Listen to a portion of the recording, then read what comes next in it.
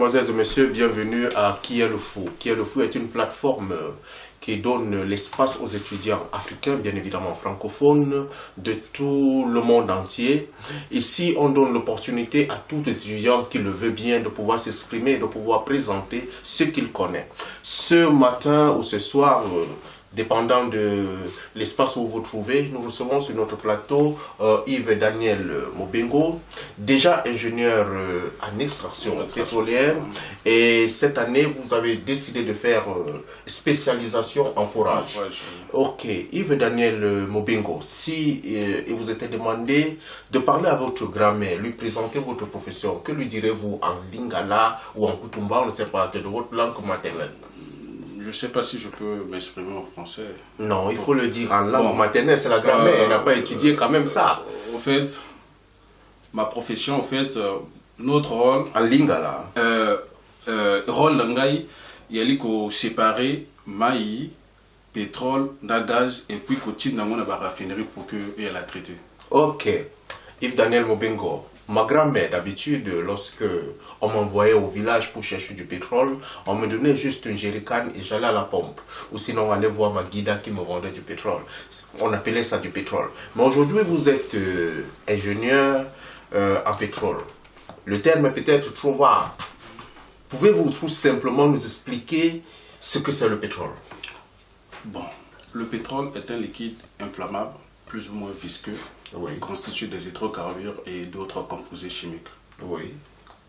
Qui se trouvent sous la mer, sous le sol et un peu partout dans l'étendue de la Terre. Ok. Très simplement, vous avez fait pétrole et gaz. Moi, dans mes études, on m'aurait dit qu'en faisant un procédé chimique, on pouvait avoir le gaz à partir du pétrole brut. Comment est-ce que cela se passe? Bon, en fait, cela se passe à la raffinerie. Oui. Une fois que on raffine le pétrole dans la tour de distillation. Oui. En ce moment, après tout le processus, on obtient le gaz. Le gaz. Ok. Quels sont, selon moi, je voudrais savoir, les composés ou sinon les éléments qu'on peut avoir à partir du pétrole brut, les éléments déjà utilisables, déjà visibles aux yeux des personnes âgées, des personnes mûres, des enfants et tout ça, et dont on peut dire que ça c'est du pétrole mais dont on ne sait pas.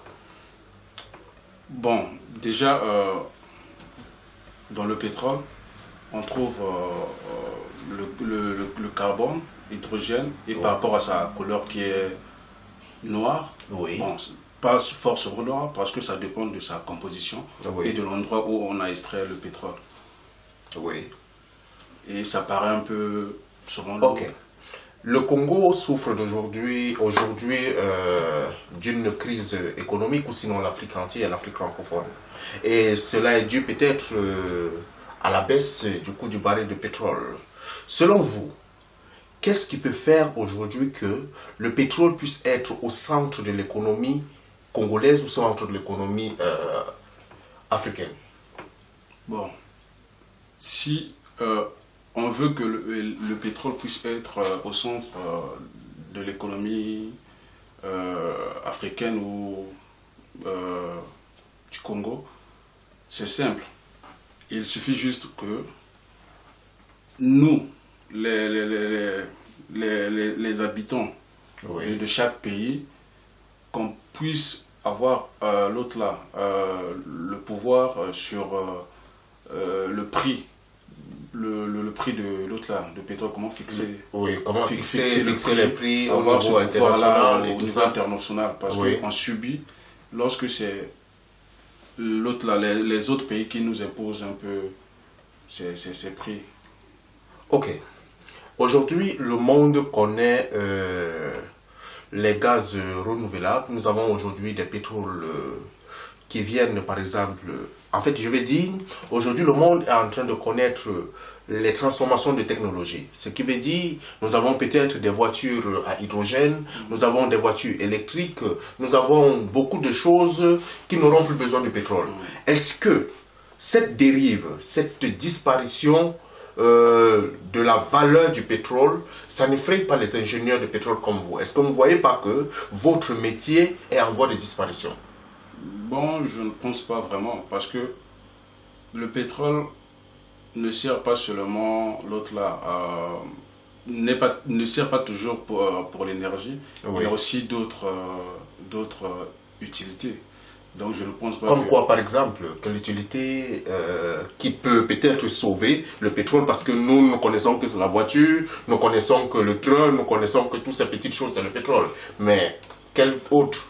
Non, mais à travers du pétrole, on peut, on peut aussi avoir l'autre là, les produits cosmétiques. Oui. On peut avoir des habits. Oui. Donc il y a plein de choses qu'on peut faire avec le pétrole. Donc Nous je voudrons prends par aussi. exemple le kérosène pour les avions. Mais le kérosène, on est déjà en train de fabriquer des voitures électriques, ce qui veut dire que c'est envisageable, des avions électriques. Mais oui, mais le pétrole a toujours sa place. Avec le pétrole, on peut créer ou bien fabriquer des plastiques. Donc bref, le pétrole sera toujours important malgré malgré d'autres, comment on appelle ça, d'autres utilités. Ok. Aujourd'hui, vous êtes en spécialisation de extraction, forage, c'est ça? Non, il y a une différence. Oui. Extraction de pétrole et forage pétrolier, il y a une différence là. Bon, c'est quoi un forage? Le forage est une technique qui consiste à creuser le sol pour extraire le pétrole. Ok, on a toujours l'habitude d'entendre parler de plateformes pétrolières, les gens sont dans la mer, qu'est-ce qu'ils font dignement dans la mer? Qu'est-ce qu'ils font dans... C'est quoi une plateforme pétrolière? On entend par une plateforme pétrolière une structure métallique qui sert à extraire le pétrole. Oui. Donc au niveau de la plateforme pétrolière, on peut trouver une petite raffinerie. Oui. On trouve le personnel qui est là pour aider pour qu'on puisse avoir le pétrole. Aujourd'hui, le Congo souffre d'un mot, d'un mal, je veux dire. Le Congo souffre d'un mal. Peut-être la plupart des pays africains, ils sont en déficit de raffinerie. Il n'y a véritablement pas de raffinerie digne de ce nom. Vous, aujourd'hui, comme ingénieur, qu'est-ce que vous proposez à l'État congolais pour pouvoir résoudre ce problème de raffinerie? Non, mais je crois que la première des choses aussi, c'est de dire aux États africains, tout d'abord, de former l'autre là, des ingénieurs qui sont qualifiés pour assumer ces tâches, et de construire aussi des raffineries. Parce que, pour moi, je me dis, le fait de transporter le pétrole vers l'extérieur et au retour, ces pays-là nous revendent ça un peu plus cher. Monsieur Daniel Obengo, vous avez terminé votre formation en extraction de pétrole et vous êtes en spécialisation aujourd'hui en forage. Quels sont vos projets d'avenir? Est-ce rentrer au Congo pour ouvrir une station de pétrole? Est-ce aller travailler dans les plateformes pétrolières? Quels sont vos projets? Bon, moi je pense que actuellement j'ai envie de créer mon entreprise. Oui. Pour embaucher aussi les jeunes qui sont capables de travailler, qui sont prêts à suivre ce chemin-là. Ok, concrètement, en quelques mots, votre entreprise, de quoi s'agit-il? De raffinerie ou bien je crois que c'est une entreprise de raffinerie. Ça ne demande pas assez de moyens? Bien sûr, ça demande des moyens.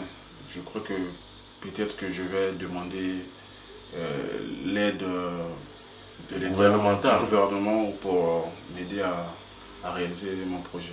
Ok, espérons que le gouvernement congolais vous a écouté et que l'aide vous sera accordée. Mais bien évidemment, j'espère que vous êtes en train de travailler à fond sur votre projet pour qu'il soit un projet innovateur par le système dépassé. Merci Daniel Mobengo d'être venu au plateau de Qui est le Fou. Nous vous souhaitons bonne chance sur vos projets, que Dieu vous accorde de grâce. C'est ici que s'achève Qui est le Fou. la plateforme qui donne l'espace aux étudiants africains à travers le monde. Nous vous invitons, pour ceux qui voudraient bien évidemment participer à l'interview, nous vous invitons à regarder le numéro en bas et nous contacter sur WhatsApp. Merci. Merci. Merci.